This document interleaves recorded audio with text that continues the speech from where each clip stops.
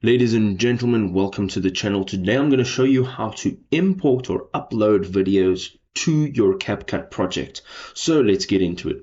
What you need to do is open up a CapCut project, and this is what your homepage will look like. And we're going to go up to the top left hand side, make sure that you are selecting import, and then there is a big plus button here. Now you can go ahead, and if this tab is open only smaller, you can drag and you can add them like so, or you can go ahead and you can browse your device. Alright, so here we go. We've got a clip over here. We're going to select it.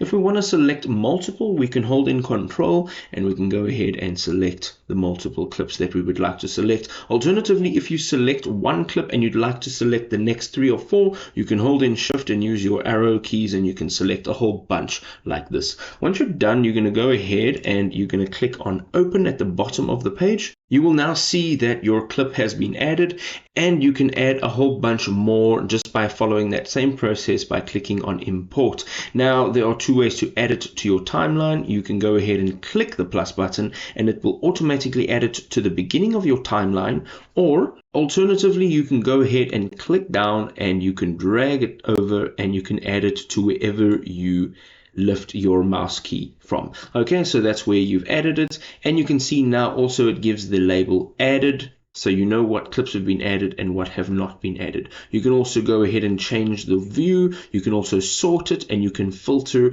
from video, audio, and image. If this was a helpful guide, you can go ahead and drop us a like, show your support, folks, and we'll see you over on another video. Peace!